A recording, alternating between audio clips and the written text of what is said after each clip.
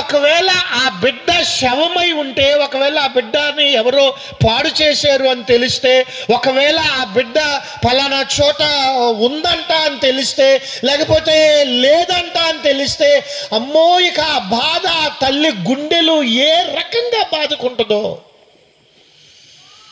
ఎంత కష్టపడి పెంచుకున్నానో అండి నా బిడ్డని, ఇట్లా చేసిందేంటి, ఇట్లా అయిపోయిందేంటి, ఇట్లా వెళ్ళిపోయిందేంటి, ఇట్లా పాడు చేశారేంటి. ఇక ఆ బాధ ఒక 10 మాటలు, ఒక 20 మాటల్లో కాదు కానీ ప్రియమైన వాళ్ళరా, అది అనుభవిస్తేనే తెలుస్తుంది.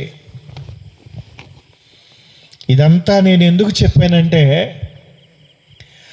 ఆ తల్లి ఎంత దుఃఖాన్ని కళ్ళల్లో దిగమింగుకుని బ్రతుకుతుందో ఆ బిడ్డ కనిపించేదాకా.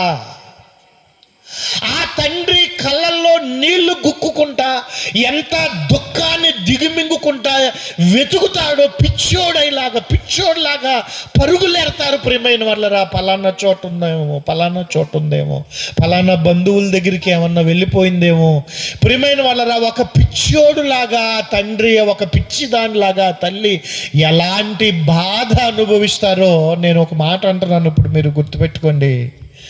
పరలోకమందున్న దేవుడు కూడా అంత వేదనతో, అంత దుఃఖంతో, అంత కన్నీళ్లతో, అంత వేదనతో ఉన్నాడు పరలోకంలో.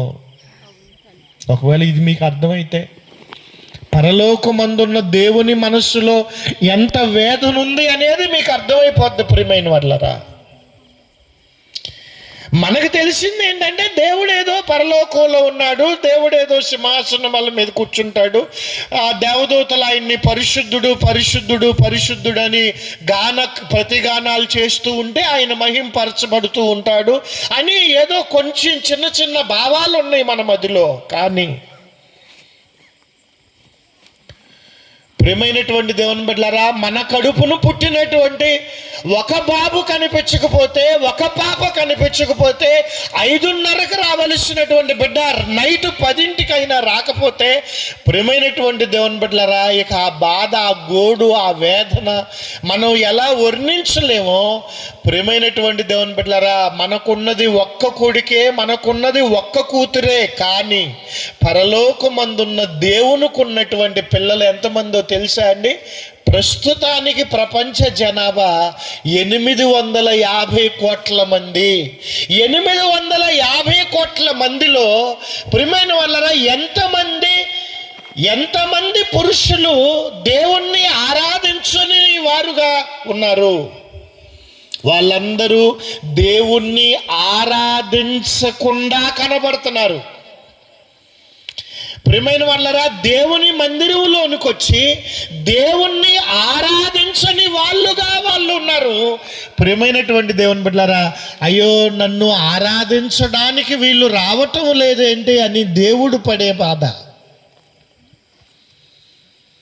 నా యందు విశ్వాసం లేని వాళ్ళుగా వీళ్ళు బ్రతుకుతున్నారేంటి అని దేవుని మనసులో ఉన్న వేదన. ప్రియమైన వాళ్ళరా, నా మనస్సు, నా ప్రేమ తెలుసుకోకుండానే వాళ్ళ జీవితాలు ఇప్పటికే సగం అయిపోయినాయి అని తన కన్నుల్లో నుంచి వచ్చే కన్నీళ్ళు. ప్రియమైన వాళ్ళరా, ఇంకా ఇతనికి ఇంకో వారం రోజుల్లో ఆయుష్ పూర్తి అవబోతుంది, ఇంకా ఇతనికి ఇంకో 2 రోజుల్లో ప్రాణం ఆయుష్కాలం పూర్తి అవబోతుంది, ఇక అతను అగ్నిగుండానికి వెళ్ళిపోవలసిందేనా అని తన గుండెలు పగిలేలా ప్రియమైన వాళ్ళరా దేవదూతలకి కనబడకుండా చాటుకు వెళ్ళి ఆయన ఏడ్చుకుని, ఆయన కన్నీటి గాథ ప్రియమైన వాళ్ళరా, ఆయన కడుపు కోత ప్రియమైనటువంటి దేవుని బిడ్డలారా ఎవరికి తెలుసండి? ఎవరికి తెలుసు? తెలియపరచడానికే. ఆయన కడుపు కోత ఈ సమాజానికి తెలియపరచడానికే ప్రియమైన వాళ్ళరా వేల రూపాయలు ప్రియమైన వాళ్ళరా లైట్లు పెట్టి, స్టేజీలు కట్టి, పేపర్లు వేయించి, ప్రియమైన వాళ్ళరా వేల రూపాయలు ఇచ్చి సేవకులను పిలిపించి, ఎందుకో తెలుసా అండి ఇదంతా? ప్రియమైన వాళ్ళరా, ఆ కూతురు కనిపించక తెల్లారి శవమై పలానా చోట గోతిలో పడుందంట అని ఆ తల్లికి తెలిస్తే, ప్రియమైన వాళ్ళరా, ఆ తల్లి కడుపు కోత ఏ రకంగా ఉంటుందో ప్రియమైన వాళ్ళరా, దేవుని కడుపు కోత ఎవరికి తెలుసు ప్రియమైన వాళ్ళరా? అది చెప్పటానికే. ఒక్కసారి కీర్తనల గ్రంథంలో ప్రియమైన వాళ్ళరా, కీర్తనల గ్రంథం 119వ అధ్యాయం 176వ వచనాన్ని ఒక్కసారి మనం చదువుకుందామండి. కీర్తనలు 119వ అధ్యాయము 176వ వచనం. తప్పిపోయిన గొర్రెవలే నేను త్రోవ విడిచి తిరిగి తిని, నీ సేవకుని వెతికి పట్టుకొనుము, వెతికి పట్టుకొనుము, వెతికి పట్టుకొనుము. ప్రియమైనటువంటి దేవుని బిడ్డలారా, ఒక తల్లి తన బిడ్డని ఎలా వెతుకుతుందో కనిపించకపోతే, ఏమండి నా మాటలు వినబడుతున్నాయా? ప్రియమైన వాళ్ళరా, ఒకవేళ నా మాటలు అర్థం చేసుకోవడానికి మీరు ప్రయత్నం చేయండి. నీ సేవకుణ్ణి వెతికి పట్టుకో ప్రభువా. ఎందుకని? నేను త్రోవ విడిచి తప్పిపోయిన గొర్రెవలే ఉన్నానయ్యా, నన్ను వెతికి పట్టుకో ప్రభువా అని. ప్రియమైనటువంటి దేవుని బిడ్డలారా, ఒక ముళ్ళ కంచెల్లో ఉన్నటువంటి గొర్రె చేస్తున్న ఆక్రందన. ప్రియమైనటువంటి దేవుని బిడ్డలారా, తిరణాలకి ఇంకా జనాలు ఎక్కువగా ఉండేటువంటి ప్రాంతాలకు వెళ్ళినప్పుడు పిల్లలు మన వెంట వస్తున్నారులే అని మనం అనుకుంటాం ప్రియమైనటువంటి దేవుని బిడ్డలారా. కానీ వాళ్ళు కూడా ఇక్కడే ఉన్నారులే అని మనం అనుకుంటాం. కానీ వాళ్ళు ఎవరో తీసుకెళ్ళిపోతారు, చాక్లెట్ ఇచ్చో బిస్కెట్లు ఇచ్చో ప్రియమైనటువంటి దేవుని బిడ్డలారా. కాబట్టి వాళ్ళు ఎవరు ఏదో మత్తు మాటలు చెప్పి, మత్తు పదార్థాలు ఇచ్చి, కొంతమంది పిల్లలకి ఆశ చూపించి ప్రియమైన వాళ్ళరా వాళ్ళని ఎవరో ఎత్తుకెళ్ళిపోయినప్పుడు ప్రియమైన వాళ్ళరా, ఏమండి యేసుక్రీస్తు వారి విషయంలో ఒక మరియా యోసేపులు జీవితంలో ఇదే జరిగింది 2000 సంవత్సరాల క్రితం. ప్రియమైన వాళ్ళరా, ఆయన కూడా మనతో పాటే వస్తున్నారు అనుకున్నారట వీళ్ళు, యోసేపు మరియాలు. ప్రియమైన వాళ్ళరా, కానీ ఆయన ప్రియమైన వాళ్ళరా తల్లిదండ్రులతో పాటు వెళ్ళలేదు. కానీ వస్తున్నాళ్లే అనుకుని వీళ్ళు వెళ్ళిపోతున్నారు, కానీ ఆయన రావటం లేదు. ప్రియమైన వాళ్ళరా, ఆ మరియా యోసేపులు యేసుక్రీస్తు వారిని వెతుకుతూ వెళ్ళి, ఏంటయ్యా నువ్వు చేసిన పని, మాతో పాటే నువ్వు వస్తున్నావులే అనుకున్నావు, నువ్వెక్కడికి వెళ్ళిపోయావు అని యోసేపు మరియాలు యేసుప్రభుని అడిగితే యేసుప్రభు అంటున్నాడు, తండ్రి పనుల మీద నేను ఉండవలెనని చెప్పండి మీకు తెలీదా? ఈ రోజున ప్రియమైన వాళ్ళరా, ఈ భూమి మీద పుట్టినటువంటి మనిషి నన్ను పుట్టించినటువంటి దేవుని పనులు నేను చెయ్యాలి అని ఎరుగక, నన్ను పుట్టించిన దేవుని మార్గంలో నేను బ్రతకాలి అని ఎరుగక, తెలియక ప్రియమైనటువంటి దేవుని బిడ్డలారా, చాలా వయస్సు దాటిపోయినటువంటి వాళ్ళు సమాజంలో చాలామంది ఉన్నారు. ఇప్పుడు మనం ఏం చేయాలో తెలుసా అండి? దేవా, అలా నువ్వెందుకు పుట్టించేవో తెలియక, నీకోసం ఈ బ్రతుకును బ్రతకాలి అని తెలియక చాలా మంది ఉన్నారయ్యా ఈ సమాజంలో. చెప్పండి, నీవు వారిని వెతికి పట్టుకో ప్రభువా అని చెప్పండి, మనం ప్రార్థన చెయ్యాలి.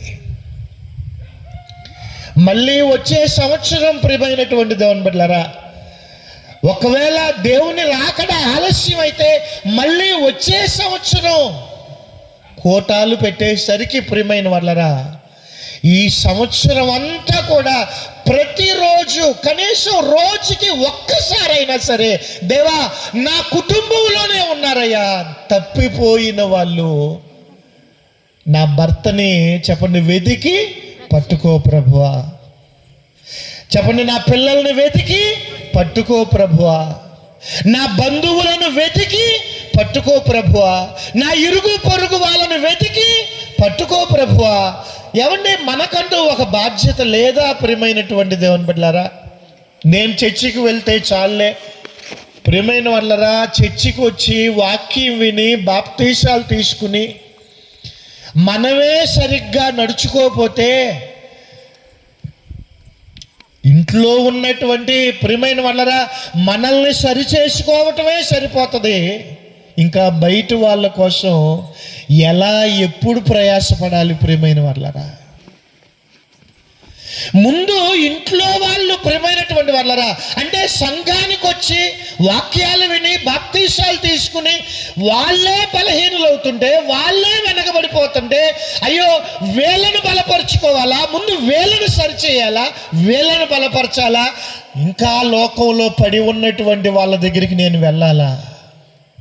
ఎవరినని పట్టుకోవాలి? అసలు ఎవరిని బలపరచాలి? ప్రియమైన వాళ్ళరా, ముందు సంఘంలో ఉన్నటువంటి విశ్వాసులందరూ కూడా చక్కగా బలపడి, అయ్యా అమ్మా మేము మీకు సపోర్ట్గా ఉంటాం, మీరు బలంగా ఉండండి, మీరు ధైర్యంగా ఉండండి, మేము ఉంటాము మీ వెనకాల, మీరు ఇదిగో కోత చెప్పండి విస్తారంగా ఉంది, మేమందరూ నీ వెనకాల ప్రార్థన చేస్తూ ఉంటాం. నశించిపోతున్నారమ్మా సమాజంలో పురుషులు చాలామంది, నశించిపోతున్నారమ్మా సమాజంలో యవనస్తులుగా చాలామంది, మీరు వాళ్ళ దగ్గరికి వెళ్ళండి. ప్రియమైన వాళ్ళరా, అలాంటి భరోసా ఇవ్వగలిగిన విశ్వాసులుంటే మీ అందరినీ దొడ్డిలో విడిచిపెట్టి ఆ ఒక్క గొర్రె కోసం కాపరి వెళ్ళాడు చూసారా, ఆ 100 గొర్రెలకు సంబంధించిన ఉపమానంలో మీకు తెలుసు కాబట్టి నేను చెప్పట్లేదు. ప్రియమైన వాళ్ళరా, 100 గొర్రెలను తోలుకుని వెళ్ళాడు, 99 వచ్చినాయి. ప్రియమైన వాళ్ళరా, ఆ ఒక్కటి రాలేదు అని కాపరి గుర్తించాడు. 99ని ఇంట్లో వదిలిపెట్టి చెప్పండి ఆ మందతో పాటు రానటువంటి దాన్ని వెతకడానికి ఎలా వెళ్ళాడో ప్రియమైన వాళ్ళరా. ముందు ఈ ఒక్కదాని కోసం వెళ్తే ఈ 99 ఎటన్నా పోతాయేమో అనేటువంటి టెన్షన్ ఎక్కువైపోయింది వాళ్ళ. ప్రియమైన వాళ్ళరా, ముందు ఈ 99 ఎక్కడ పొడుచుకుంటాయో ఒక్కదాని కోసం నేను వెళ్తే అనే బాధ ఎక్కువైపోయింది వాళ్ళ. ప్రియమైన వాళ్ళరా, ఈ 99 దగ్గరికి ఏ పులి వస్తుందో, ఏ క్రూర మృగం వచ్చి వీటిని గాయపరుచుద్దో, ఆ ఒక్క గొర్రె కోసం వెళ్తే అనేటువంటి ఆలోచన ఎక్కువైపోయింది వాళ్ళ. మరి ఆ ఒక్క గొర్రె కోసం వెళ్ళాలా, ఈ 99ని ఆ క్రూర మృగం వచ్చి దీన్ని గాయపరచకుండా దీన్ని కాపాడుకుంటా కూర్చోవాలా? ప్రియమైనటువంటి దేవుని బిడ్డలారా, ఏదో మీకు మనుషులుగా ఏదో తెల్ల వస్త్రాలు కట్టుకుని సావుకారులుగా కనబడుతున్నారని మీరు ఒకవేళ అనుకోవచ్చు, కానీ దారి తప్పిపోయిన దాని దగ్గరికి వెళ్తే దీని దగ్గరికి ఎవరన్నా వస్తారేమో ప్రియమైన వాళ్ళరా. ఎందుకనంటే గాలం తీసుకొచ్చి, వైరు కొనుక్కొచ్చి, ముళ్ళు కొనుక్కొచ్చి, ఎర్రం దొవ్వి ప్రియమైన వాళ్ళ కాలంలో దాన్ని వేసి చేప వచ్చేదాకా కూర్చునే ఓపిక లేదు వాళ్ళ. మరి ఏం చేయాలి? బుట్టలో ఉన్నాయిగా కొన్ని. ప్రియమైనటువంటి దేవుని బిడ్డలారా, బుట్టలో ఉన్నాయి దాన్ని వెనకమాల పెట్టున్నాయి. మరి ఆ బుట్టలో ఉన్నదాన్ని 4 తీసుకెళ్ళిపోతే సరిపోయాయి. చేప వచ్చేదాకా కూర్చునే ఓపిక ఎక్కడ? ప్రియమైనటువంటి దేవుని బిడ్డలారా, నీ సేవకుని వెదికి పట్టుకో ప్రభువా. యెహెజ్కేలు గ్రంథం 34వ అధ్యాయం. ప్రియమైనటువంటి దేవుని బిడ్డలారా, యెహెజ్కేలు గ్రంథం 34వ అధ్యాయం మొదటి వచనం నుంచి చదువుదాం. ప్రియమైన వాళ్ళరా, మొదటి వచనం నుంచి. యెహెజ్కేలు గ్రంథం 34వ అధ్యాయం 2వ వచనం. నరపుత్రుడా, ఇశ్రాయేలీల కాపరులను గూర్చి ఈ మాట ప్రవచింపుము. ఆ కాపరులతో ఇట్లనుము, ప్రభువగు యెహోవా సెలవిచ్చినదేమనగా, తమ కడుపు నింపుకొను ఇశ్రాయేలీల కాపరులకు శ్రమ. కాపరులు గొర్రెలను మేపవలెను కదా. మీరు క్రొవ్విన గొర్రెలను వధించి క్రొవ్వును తిని బొచ్చును కప్పుకొందురు గాని గొర్రెలను మేపరు.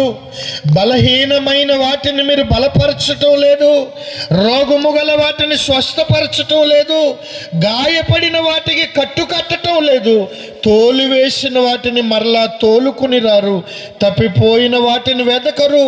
అది మాత్రమే గాక మీరు కఠిన మనస్కులై బలత్కారముతో వాటిని ఏలుదురు. ప్రియమైనటువంటి దేవుని బిడ్డలారా, దేవుని యొక్క సన్నిధిలో మనం ఏ ఉద్దేశంతో ఎదుటి వ్యక్తిని చూడాలి? దేవుడు ఇంకొక ఒక మాట మీకు ఒక బాధ్యత అప్పచెప్పాడు. దేవా, నా కుటుంబంలో నా భర్తే, నా పిల్లలే, నా కూతురే, నా బంధువులే, నా ఇరుగు పొరుగు వాళ్ళని చెప్పండి వెతికి పట్టుకో ప్రభువా. ఒక బాధ్యత అప్పచెప్పాడు, మీరు గుర్తుపెట్టుకోవాలండి. ఏదో కోటాలు పెట్టారు, ఆయన ఎవరినో పిలిచారు, వాక్యం చెప్పాడు, వెళ్ళిపోయాడు, ఇది కాదు. ప్రియమైనటువంటి దేవుని బిడ్డలారా, నాకు ఒక బాధ్యత అప్పచెబుతున్నాడు దేవుడు. మళ్ళీ చెప్పండి, నా బాధ్యత ఏంటమ్మా? వెదికి పట్టుకో ప్రభువా, నా కళ్ళ ముందున్న ఈ మనిషిని ప్రార్థన చేయండి. ప్రియమైన వాళ్ళరా, ఇందాకడ ఆరాధన జరుగుతున్నప్పుడు సభాధ్యక్షులు వారి కళ్ళల్లో కన్నీళ్లు చూస్తున్నప్పుడు నిజంగా కన్నీళ్లతో విత్తువాడు చెప్పండి ఏం చేస్తాడంటే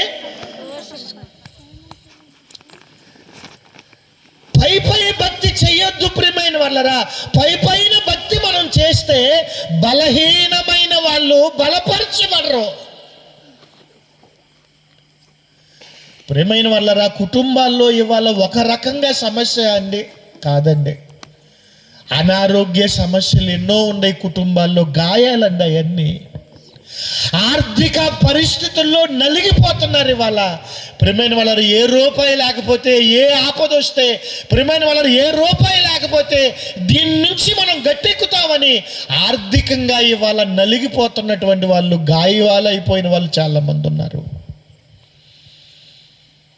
ప్రియమైనటువంటి దేవుని బిడ్డలారా, ఇవాళ అనారోగ్య సమస్యలతో కుటుంబాలు, ఆర్థిక పరిస్థితులతో కుటుంబాలు, పిల్లలు మాట వెనక ప్రియమైన వాళ్ళరా కుటుంబాలు ఇవాళ నలిగిపోతున్నాయి. ప్రియమైన వాళ్ళరా, ఆ సమస్యల్లో వీళ్ళు ఆత్మీయతలో ఎదగలేకపోతున్నారు. ప్రియమైన వాళ్ళరా, గాయాలమయమైపోయిన వాళ్ళు ఆరోగ్యంగా ఎక్కడ బ్రతుకగలుగుతారు చెప్పండి?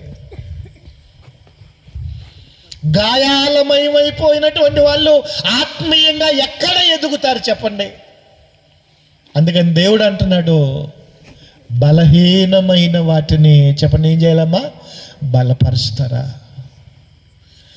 ప్రియమైన దేవుని బిడ్డలారా, మన బిడ్డ ఏదో వాళ్ళ నాన్న కొట్టాడనో తిట్టాడనో ఎవరికి చెప్పకుండా వాళ్ళ పెదనాన్న దగ్గరకో, వాళ్ళ బాబాయ్ దగ్గరకో, వాళ్ళ మా అమ్మ వాళ్ళు వేరే ఊరిలో ఉంటే వాళ్ళ దగ్గరకో చెప్పబెట్టకుండా వెళ్ళిపోతారండి.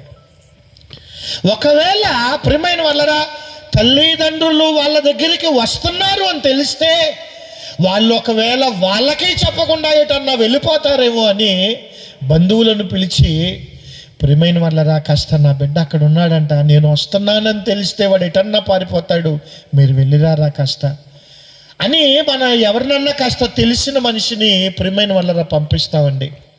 ఆ పంపబడిన మనిషి, ఏమిరా మీ నాన్నే కదా ఒక మాట అన్నది, ఏమిరా మీ అమ్మాయి కదా ఒక మాట అన్నది, ఏ కన్న వాళ్ళు ఒక మాట అనకూడదా? కడుపు నిండా నీకు అన్నం పెడుతున్నటువంటి అమ్మ నిన్ను ఒక మాట అనకూడదా అని ప్రియమైన వాళ్ళు నచ్చజెప్పి, ప్రియమైన వాళ్ళరా, అవసరమైతే నీ చేతులు పట్టుకుంటారా, అవసరమైతే నీ కాళ్ళు పట్టుకుంటారా, రారా వాళ్ళు ఏడుస్తున్నారా అని ఆ తల్లిదండ్రుల బాధ చెప్పి, అవసరమైతే నేను సారీ చెబుతున్నారా వాళ్ళ తరపున, రారా ఇంటికి వెళ్దాం, వాళ్ళు అన్నం నీళ్ళు తింటలేదురా, త్రాగట్లేదురా, వాళ్ళు రారా అని చెప్పేసి వాళ్ళ కాళ్ళు పట్టుకునైనా సరే వాళ్ళని ఆ తల్లిదండ్రుల దగ్గరికి తీసుకొస్తామే.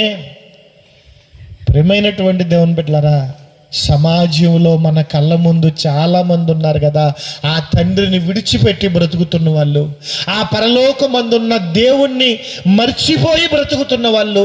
ప్రియమైనటువంటి దేవుని బిడ్డలారా, ఎక్కడ రక్షించబడ్డామో, ఎక్కడ వాక్యం వలన ప్రియమైన వాళ్ళరా ఏ తండ్రి ఏ తల్లి మనల్ని కందో, ప్రియమైన వాళ్ళరా ఆ తండ్రిని ఆ తల్లిని మనం వదిలిపెట్టేసి ప్రియమైనటువంటి దేవుని బిడ్డలారా, ఒకవేళ వెళ్ళిపోతే, ప్రియమైనటువంటి దేవుని బిడ్డలారా, ఈ రోజున ఒక సేవకుడిగా ప్రియమైన వాళ్ళరా, ఒకవేళ నాకు ఆ మనుషులను చూచినప్పుడు ఏమనిపిస్తుందో తెలుసా?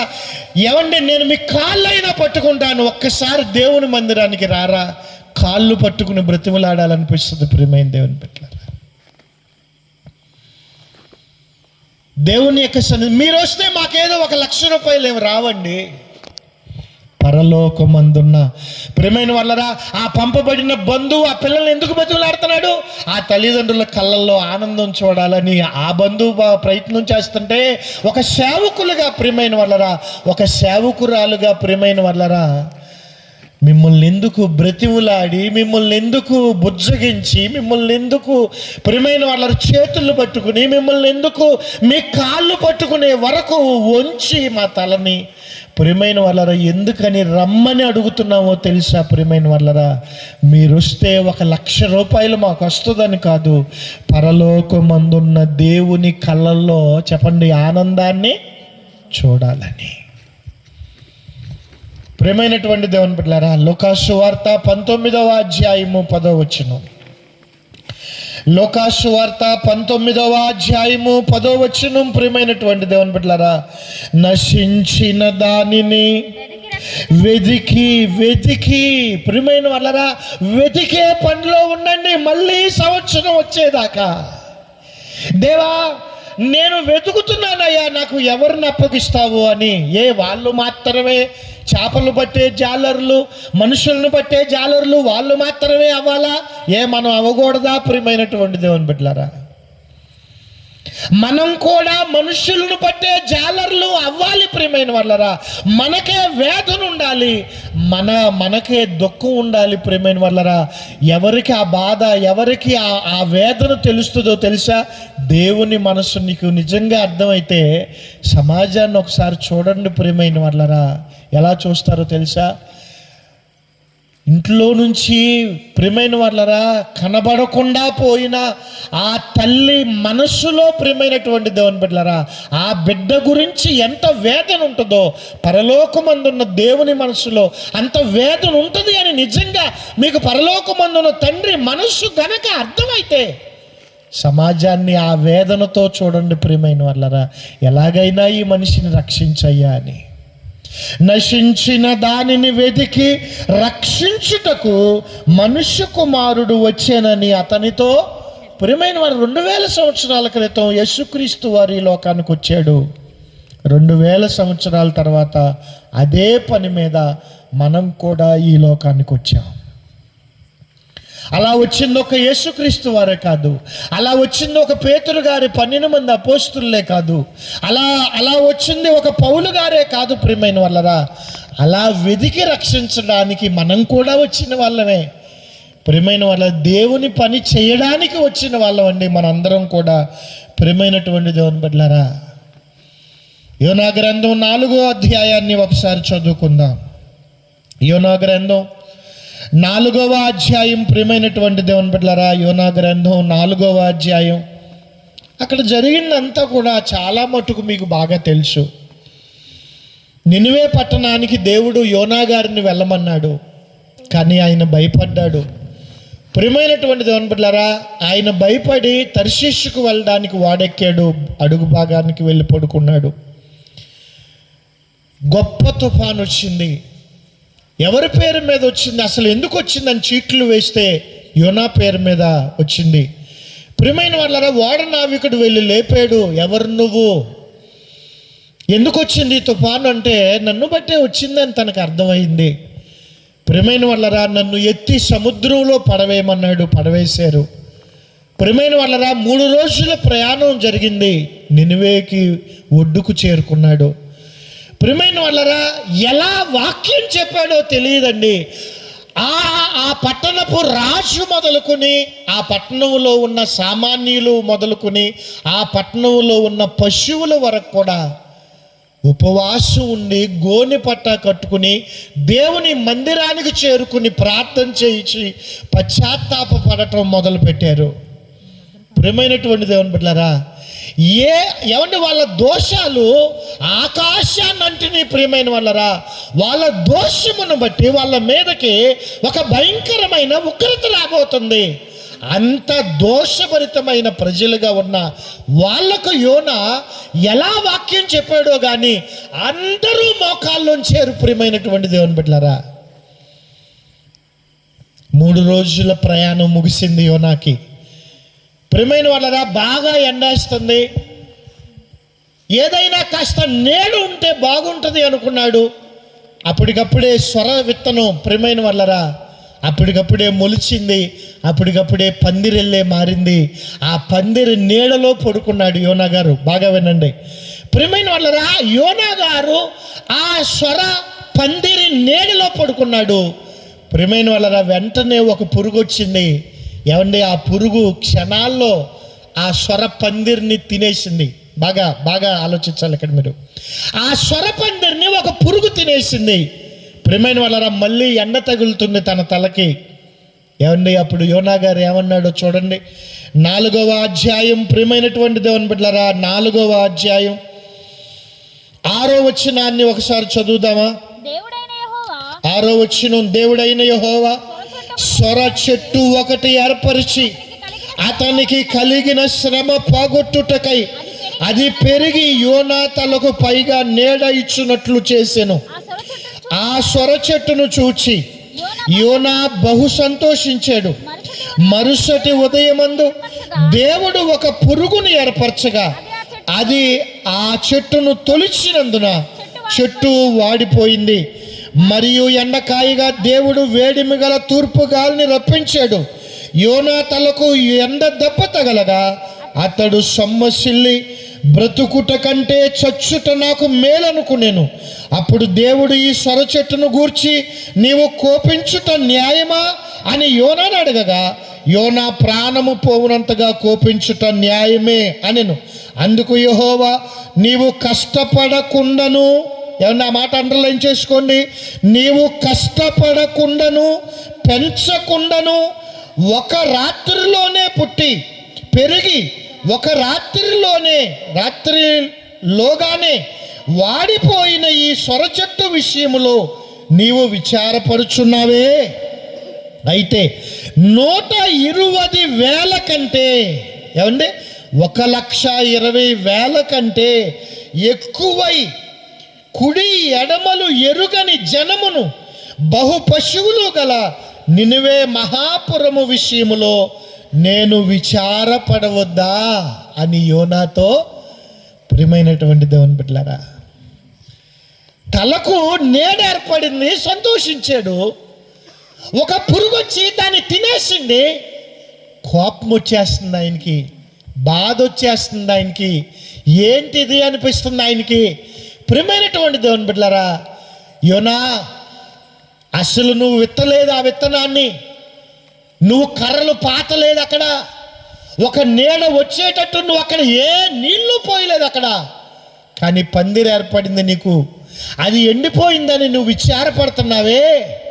ఈ నినివే పట్టణంలో ప్రియమైన వాళ్ళ 120,000 మంది ఉంటే వాళ్ళు నశించిపోతున్నందుకు చెప్పండి, నేను విచార పడవద్దా? ప్రియమైన వాళ్ళ ఈ కొప్పెర్ల గ్రామంలో ఏమండి మీరే ఉన్నారా? చాలామంది ఉన్నారు కదా ప్రియమైన వాళ్ళరా. అయితే వాళ్ళు తెల్లారే రక్షించబడాలని మనమేమి ప్రియమైన వాళ్ళరా అనుకోవద్దులే, కానీ కనీసం ప్రియమైన వాళ్ళరా మనం ప్రయత్నం చేయటమైనా చేయాలి కదా. ఎప్పుడు చేయగలుగుతావు నువ్వు ఆ ప్రయత్నం? నీ మనస్సులో కూడా ఆ విచారం ఉన్నప్పుడు, నీ మనస్సులో కూడా ఆ బాధ ఉన్నప్పుడు, నీ మనస్సులో కూడా ఆ తండ్రి మనస్సులో ఉన్న వేదన నీకు అర్థమైనప్పుడు, నువ్వు స్థిమితంగా మంచం ఉన్నా పడుకోలేవు, నువ్వు స్థిమితంగా కంచం నిండా అన్నం ఉన్నా తినలేవు. ప్రియమైనటువంటి దేవుని బిడ్డలారా, ఏమండి ఈ సంవత్సరం ఈ 3 రోజులు కోటాలు పెట్టకపోతే ప్రియమైనటువంటి దేవుని బిడ్డలారా మీరు మమ్మల్ని ఏమన్నా ప్రశ్నిస్తారా? ఎందుకు పెట్టలేదండి ఈ 3 రోజుల కోటాలు మీరు ఈ సంవత్సరం అని మమ్మల్ని ఏమన్నా మీరు నిలదీస్తారా అండి? ప్రియమైన వాళ్ళరా అడుగుతారా? ప్రశ్నిస్తారా? నిలదీస్తారా? కొడతారా? కానీ ప్రియమైన వాళ్ళరా ఎందుకు అనంటే మనస్సులో విచారం ఉంది. ప్రియమైన వాళ్ళరా దేవుడు అదే అంటున్నాడు, 1,20,000 మంది విషయంలో నేను విచారపడొద్దా? కాబట్టి ప్రియమైనటువంటి దేవుని బిడ్డలారా, ఒక్కరైనా నశించిపోవటం నాకు ఇష్టం లేక అందరూ రక్షింపబడవలనని చెప్పని ఆయన దీర్ఘశాంతము కలిగి ఎదురు చూస్తున్నాడు అని పేతురు గారు రాసినటువంటి మొదటి పత్రిక 3వ అధ్యాయం, ప్రియమైనటువంటి దేవుని బిడ్డలారా, పేతురు గారు రాసినటువంటి మొదటి పత్రిక 2వ పత్రిక 3వ అధ్యాయము, ప్రియమైన వాళ్ళ 9వ వచనం, కొందరు ఆలస్యమని ఎంచుకొనుచున్నట్లు ప్రభు తన వాగ్దానమును గూర్చి ఆలస్యము చేయువాడు కాడు గాని ఎవ్వడునూ నశింపవలనని ఇచ్చయింపక అందరూ మారు మనస్సు పొందవలనని కోరుచు మీ ఎడల దీర్ఘశాంతము గలవాడై. ప్రియమైన వాళ్ళరా, దేవుని దీర్ఘశాంతం వృధా అవ్వదు. ఒకవేళ ప్రియమైన వాళ్ళరా దేవుని దీర్ఘశాంతం వృధా అవ్వలేదు నా విషయంలో. ప్రియమైన వాళ్ళరా, ఒక సాయిబాబా ఫోటో తెచ్చుకుని దానికి దండేసి, ప్రియమైన వాళ్ళ సాంబ్రాణి కడ్డీలు తెచ్చుకుని, ప్రియమైన వాళ్ళ దానికి ఒక కొబ్బరికాయ కొట్టి, గురువారం వచ్చిందంటే ప్రియమైన వాళ్ళరా ఒక సాయిబాబా టెంపుల్కి వెళ్ళి ప్రియమైన వాళ్ళ పూజారి గారి చేత అక్కడ పూజ చేయించుకుని సాయిబాబాను పూజించినటువంటి నేను, ప్రియమైన వాళ్ళరా ఆ రోజున దేవుడు నన్ను సహించాడు. దేవుని దీర్ఘశాంతం నన్ను రక్షించింది. ప్రియమైన వాళ్ళరా, దేవుని దీర్ఘశాంతం మీరు కూడా ప్రియమైన వాళ్ళరా, ఏమండి ఇవాళ మీరు మారేరేమో కానీ గత దినాల్లో మనం కానివ్వండి, మన తల్లిదండ్రులు కానివ్వండి, మన పూర్వీకులు కానివ్వండి, వాళ్ళందరూ విగ్రహారాధన చేసిన వాళ్ళే. కానీ ఆ రోజున దేవుని దీర్ఘశాంతం కలిగి ఉండటం వల్ల చెప్పండి ఇవాళ మనందరం కూడా లోకరక్షకుడైనటువంటి యేసు ప్రభులు వారిని మనందరం కూడా నమ్ముకుని ఇవాళ ఆయన్ని మనం వెంబడిస్తున్నాం. దేవుని దీర్ఘశాంతం వృధా అవ్వదు. వీళ్ళు మారర్లే అని మాత్రం మీరు నిర్ణయానికి రావద్దు. ఎవ్వరు మారినా వీళ్ళు మాత్రం రారండి ప్రార్థనకి అనే నిర్ణయానికి మీరు రావద్దు ప్రియమైన వాళ్ళరా. ఎందుకనంటే సౌలు మారతాడు అని ఎవ్వరూ అనుకోలేదు. హానికరుడు, దోషకుడు యేసు ప్రభుని నమ్ముకున్నారు అని తెలిస్తే ఇళ్లల్లోకి వెళ్ళల్లా జుట్టు పట్టుకుని బయటకు వచ్చి పసిపిల్లలను కూడా లాక్కొచ్చి ప్రియమైన వాళ్ళని తీసుకెళ్ళి వాళ్ళ ప్రాణాలు కూడా తీయటమే తనకి ప్రాణాధారమైనంత కఠినంగా బ్రతుకుతున్న ఒక దోషకుడు మారతాడని ఎవరు అనుకోలేదు. కానీ ఒక రోజున ఆయనే యేసు ప్రభు కోసం ప్రియమైన వాళ్ళని ఒక ఆఫ్రికా అవనివ్వండి, ఒక ఆసియా అవనివ్వండి, ఒక ఐరోపా అవనివ్వండి, ప్రియమైన వాళ్ళని అనేక ఇలాంటి పల్లెటూరులు కూడా ఆయన వెళ్ళి ప్రియమైన వాళ్ళ దేవుని వాక్యం చెప్పి ఎన్నో సంఘాలు, ఎన్నో కుటుంబాలను ఆయన కట్టడం జరిగింది. దేవుని దీర్ఘశాంతం వృధా అవ్వదు ప్రియమైన వాళ్ళరా. దేవునికి స్తోత్రం చెబుదామా? ప్రియమైన వాళ్ళరా హల్లెలూయా చెప్పారంటే కాస్త వింటున్నారు అని అర్థం. ప్రియమైన వాళ్ళరా యోహాను సువార్త 10వ అధ్యాయం లేకపోతే ఆదికాండం 37వ అధ్యాయాన్ని ఒక్కసారి ప్రియమైనటువంటి దేవుని బిడ్డలారా ఆదికాండం 37వ అధ్యాయం 34వ వచనాన్ని ఒక్కసారి మనం చదువుదామా? యాకోబు తన బట్టలు చింపుకుని 37వ అధ్యాయము 34వ వచనం నాన్న.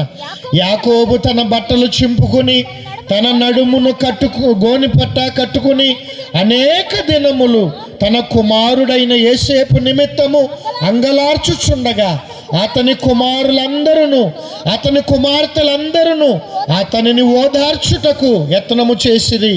అయితే అతడు ఓదార్పు పొందనొల్లక నేను అంగలార్చుచు మృతుల లోకమును నా కుమారుని యొద్దకు వెలుదునని చెప్పి అతని తండ్రి అతని కోసము ఏడ్చెను. ప్రియమైనటువంటి దేవుని బిడ్డలారా, ఏమండి ఇక్కడ కూడా జరిగింది కాస్తో కూస్తో మీకు తెలుసు. యోసేపు కలలు కంటున్నాడని, యోసేపును దేవుడు భవిష్యత్తులో డెవలప్ చేయబోతున్నాడని వీళ్ళకి అసూయ వచ్చి ప్రియమైన వాళ్ళరా యోసేపు చచ్చిపోయాడు అని చెప్పారు తండ్రి దగ్గరికి, యాకోబు గారి దగ్గరికి 11 మంది వచ్చి చెప్పారు.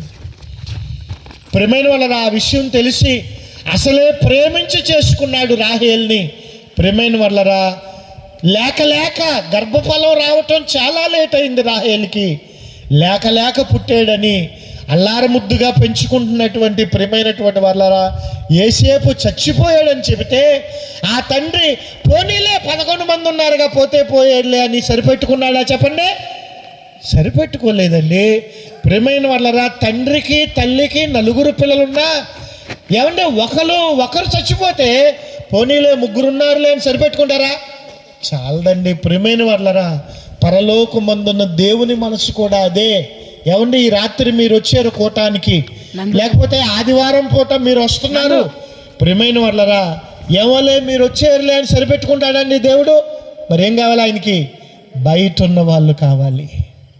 ఆ 4 గోడల మధ్యలోకి, మందిరంలోనికి రాకుండా బ్రతుకుతున్నటువంటి వాళ్ళు ఆయనకు కావాలి. దానికోసం ఆయన ఏడుస్తున్నాడట. ప్రియమైన వాళ్ళరా, విలాప వాక్యాలు 3వ అధ్యాయం. ప్రియమైన వాళ్ళరా, విలాప వాక్యాలు. ప్రియమైన వాళ్ళరా, యాకోబు గారు యోసేపు నిమిత్తం ఎలా ఏడ్చాడో, ప్రియమైన వాళ్ళరా, ఎలా ఏడ్చాడో దేవుడు కూడా, ప్రియమైన వాళ్ళరా, కొప్పెర్లలో ఉన్నటువంటి ప్రాంతము గురించి దేవుడు కన్నీళ్లు పెట్టుకుంటున్నాడు. చూడండి ఒకసారి. విలాపవాక్యాలు 1వ అధ్యాయము 16వ వచనం అండి. వీటిని బట్టి నేను ఏడ్చుచున్నాను, నా కంట నీరు ఒలుకుచున్నది, నా ప్రాణము తెప్పరిల్ల చేసి నన్ను ఓదార్చవలసిన వారు నాకు దూరస్తులైరి. ప్రియమైన వాళ్ళరా, ఎప్పుడైతే ఐగుప్తులో యోసేపు బ్రతికే ఉన్నాడు అని యాకోబు గారికి తెలిసిందో, అంత వృద్ధాప్యంలో కూడా కానాను నుంచి ఐగుప్తుకి యాకోబు గారు ప్రయాణం చేసి అంత సంతోషాన్ని తెచ్చుకోగలిగాడు అని అంటే యోసేపు కావాలండి యాకోబుకి. కొప్పెర్లలో ఇవాళ కానివ్వండి, రేపు కానివ్వండి, ఎల్లుండే కానివ్వండి, ప్రియమైన వాళ్ళ చెప్పే వాక్యాల వలన చెప్పండి, దేవుడికి 11 మంది కావాలా, 12వ కూడా కావాలా?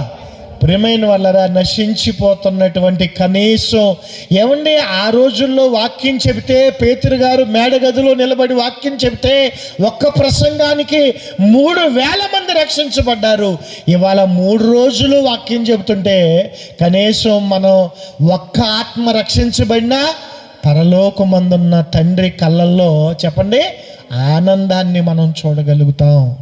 కాబట్టి ప్రియమైనటువంటి దేవుని బిడ్డలారా, ఎప్పుడైతే బస్సుల మీద, బస్ స్టాండ్ల్లో, రైల్వే స్టేషన్లో మనం ఆ ఫోటో చూస్తామో, ఒకవేళ ఇతని ఆచూకీ మీకు తెలిస్తే మాకు ఫోన్ చేయండి అని ఆ ఫోన్ నెంబర్లు కూడా వాళ్ళు ఇవ్వటం జరుగుద్ది. ప్రియమైన వాళ్ళరా, ఒకవేళ అతని ఆచూకీ మాకు తెలియపరిస్తే మీకు తగిన బహుమతి కూడా మేము ఇస్తామని చెప్తారు వాళ్ళు. ఏమండి, వాళ్ళే అలా చెప్పారు, దేవుడు చెప్పలేదు అనుకున్నారా? యెషయా గ్రంథాన్ని చూడండి ఒకసారి. యెషయా గ్రంథాన్ని చూడండి. యెషయా గ్రంథం 49వ అధ్యాయము 4వ వచనాన్ని చదువుకుందామండి.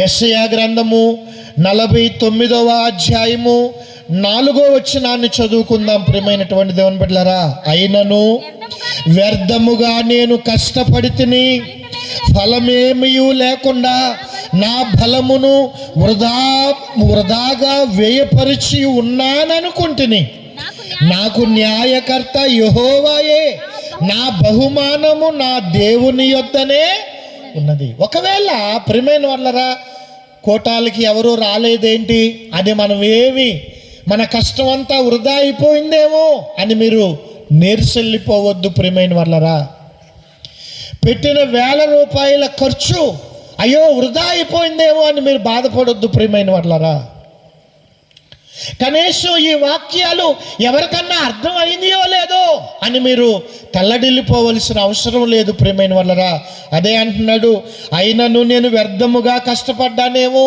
నా ప్రయాస అంతా వృధా అయిపోయిందేమో, రాత్రంతా చేపలు పట్టినా ఒక్క చేప కూడా రాత్రి శిష్యులకి పడలేదు. ప్రియమైన వాళ్ళరా, అలాంటి పరిస్థితి ఏమో నాదని మీరు ప్రియమైన వాళ్ళరా దుఃఖపడొద్దు, ఏడవద్దు. కానీ ఒక్కటి మాత్రం గుర్తుపెట్టుకోండి, సూర్యుని క్రింద మనుషులు పడే ప్రయాస అంతా వృధా అవుతుందేమో, కానీ క్రీస్తునందు పడిన ప్రయాస మాత్రం చెప్పండి ఎప్పటికీ వృధా అవ్వదు. ప్రియమైన వాళ్ళరా, ఇవాళ మనం విత్తనాలు వేస్తున్నాం, రేపే ఫలాలు రాకపోవచ్చు. ప్రియమైన వాళ్ళరా, కానీ ఈ ప్రయాస చేస్తున్న ఈ ప్రార్థనలు, కళ్ళమ్మటే వచ్చే చెమ్మగిలుతున్న ఆ కళ్ళ నుంచి జాలువారుతున్న ఆ కన్నీళ్ళు దేవుని బుడ్డిలో ప్రియమైన వాళ్ళరా ఈ సభల గురించి, ఈ వేదన గురించి, ఈ నశించిపోతున్న ఆత్మలు రక్షించబడాలని నువ్వు చేసే ప్రార్థనలు ఆ బుడ్డిలో ఉన్న కన్నీళ్లు దేవునికి గుర్తు చేస్తూనే ఉంటాయి. ప్రియమైనటువంటి దేవుని బిడ్డలారా, ఒకవేళ ఆ ఫోటోలో ఉన్న మనిషి కొప్పెర్లలో ఎక్కడైనా మనకు కనబడితే ఆ ఫోన్ నెంబర్లు తీసుకుని ఎవరిని మీరు వెతుకుతున్న మనిషి ఫలానా చోట ఉన్నాడు, ప్రియమైన వాళ్ళు వస్తారు, ఈ మనిషిని మనం వాళ్ళకి అప్పచెప్తాం, వాళ్ళు మనకి ఎలా బహుమతులు ఇస్తారో, దేవా కొప్పెర్లలో నువ్వు వెతుకుతున్న వాళ్ళు ఉన్నారయ్యా, కొప్పెర్లలో నువ్వు వెతుకుతున్న పురుషులు ఉన్నారయ్యా, కొప్పెర్లలో నువ్వు వెతుకుతున్న స్త్రీలు ఉన్నారయ్యా, కొప్పెర్లలో నువ్వు వెతుకుతున్న యవనస్తులు ఉన్నారయ్యా అని మనం దేవుడితో చెబుదాం. దేవుడు మనకి చెప్పండి ఏమిస్తాడటమ్మా? బహుమతులు ఇస్తాడట. ప్రియమైన వాళ్ళరా, ఇదే యెషయా గ్రంథం 40వ అధ్యాయము 9వ వచనం చూద్దాం. ప్రియమైన వాళ్ళరా, యెషయా గ్రంథం 40వ అధ్యాయము 9, 10 వచనాలు.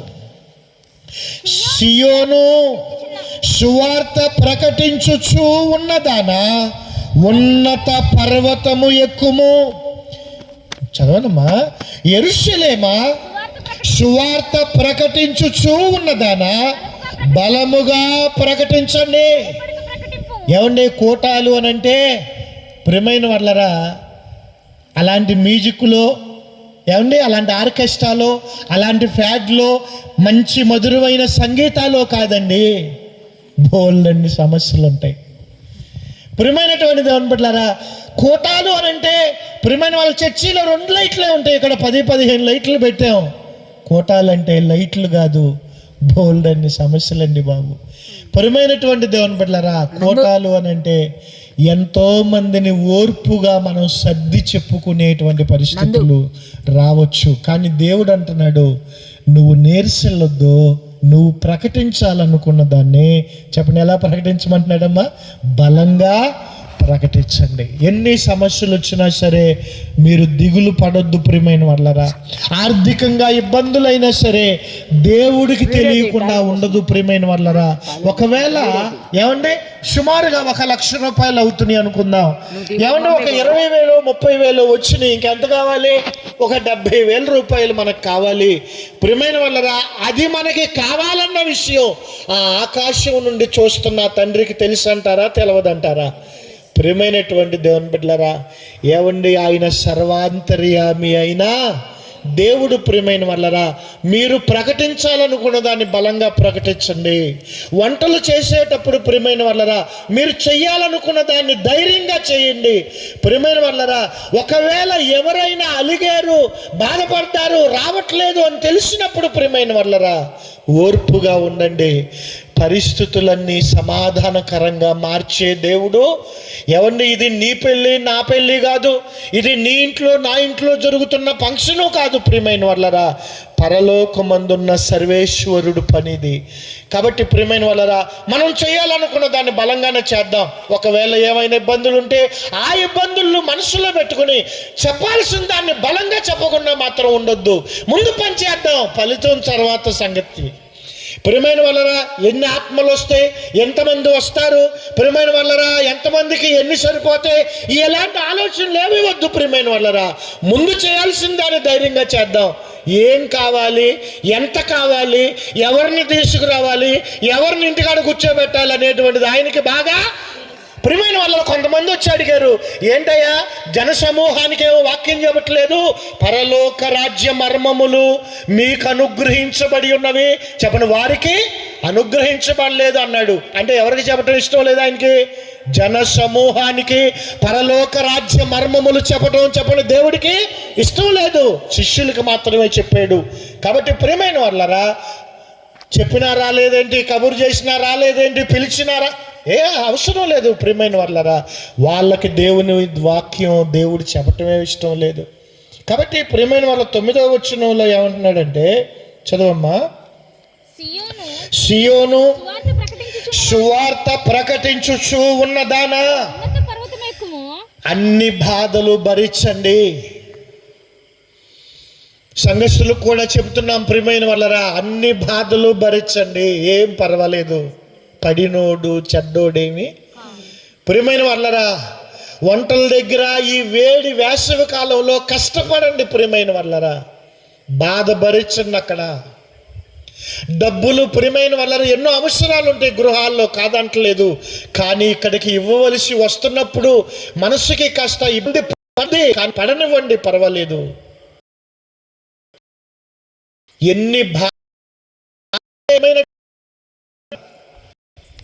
యెరూషలేములో 3,000 మంది రక్షించబడ్డారు అని అంటే ఏదో మనం దాన్ని గొప్పగా చెప్పుకుంటున్నాం, కానీ దాని వెనకాల ప్రియమైనటువంటి దేవుని బిడ్డలారా, చివరి రక్తపు బొట్టు వరకు చిందించేసినటువంటి ఆ కలువరి నాదుడి యొక్క ప్రాణత్యాగం ఉంది.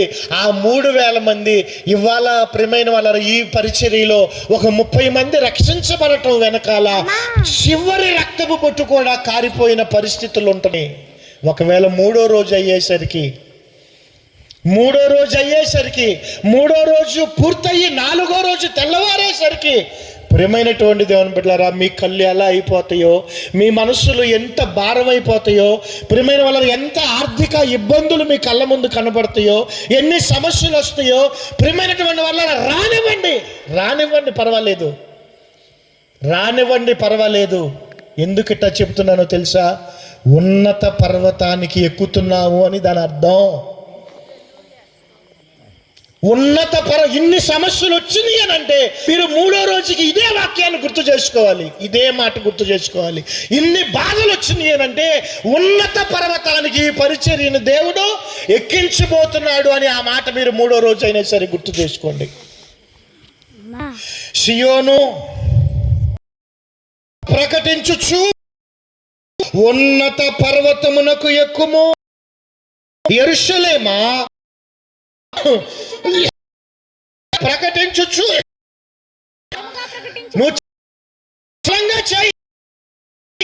ఎవరు సహకరిస్తారు, ఎవరు సహకరించరు, ఎంతమంది వస్తారు, ఎంతమంది రారు, ఏం ఆలోచించు. నీ ముందున్న లక్ష్యం 3వ రోజు ముగింపు ప్రసంగంతో ప్రియమైన వాళ్ళ అన్నీ కూడా చక్కదిద్ది పంపించే బాధ్యత దేవుడిదే. బలంగా చేయండి ప్రియమైన వాళ్ళరా. ఈ 3 రోజులనే కాదండి, ఈ 3 రోజులనే కాదు, నెలకొకసారి ప్రత్యేకమైనటువంటి ఉపవాస కూటమి అయినా సరే, ఒక ఆదివారపు బలమైనటువంటి ఆరాధన అయినా సరే, ప్రియమైన వాళ్ళ కలాయిగుంట్లోనైనా సరే, ప్రియమైన కొప్పేరులోనూ అయినా సరే, ప్రియమైన వాళ్ళరా ఎవరు సహకరిస్తున్నారు, ఎవరు సహకరించట్లేదు ఏమీ ఆలోచించొద్దు. ప్రియమైన వాళ్ళరా, ఇద్దరే రానివ్వండి, బాధపడొద్దు బాబు. ప్రియమైనటువంటి దేవుని బిడ్డలారా, నువ్వు చెయ్యాలనుకున్న దాన్ని బలంగా చెయ్యి, భయపడక ప్రకటించుము. ఇదిగో నీ దేవుడు అని యోధా పట్టణములకు ప్రకటించుము. ఇదిగో తన బాహువే తన పక్షమున ఏలుచుండగా ప్రభువగు యెహోవా తానే శక్తి సంపన్నుడై వచ్చును. ఆయన ఇచ్చు బహుమానము ఆయన యొద్దనే. నిజంగా ఇలాంటి బైబిల్, ఇలాంటి వాక్యం మనం కళ్ళకు హత్తుకోవాలి. ప్రియమైన దేవుని బిడ్డలారా, మీరు చేయాలనుకుంటున్న తలపెట్టిన ఈ కార్యం ఎవరు సహకరించినా ఒక్కటే లక్ష్యం, దేవుని వాక్యం ప్రజల దగ్గరికి వెళ్తుందా లేదా ఇచ్చాలి. బలంగా చేయండి, బలంగా ప్రకటించండి. ఎన్ని సమస్యలు వచ్చినా ఓర్చుకోండి. ప్రియమైనటువంటి దేవుని బిడ్డలారా, సేవ అంటేనే చాలా కష్టాలమయంతో కూడుకున్నటువంటి పనులు. నిరుత్సాహపడొద్దు ప్రియమైన. ఫస్ట్ మీరు నిరుత్సాహపడితే ఓడిపోతారు, కాబట్టి ఫస్ట్ అసలు నిరుత్సాహపడొద్దు.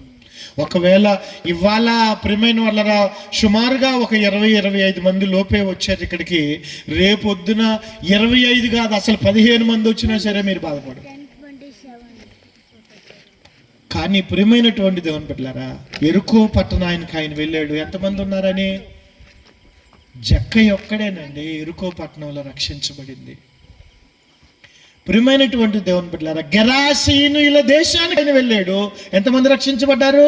ఒక్కడే సమాధుల్లో ఉంటున్నా ఒక్కడే రక్షించబడ్డాడు. ఒకవేళ ఆరాధనకైనా సరే ప్రియమైన వాళ్ళరా, ఒకవేళ రేపు ఎల్లుండే ఇంకా అనేక మంది మనం రావాలని మనందరం కూడా ప్రార్థన చేద్దాం.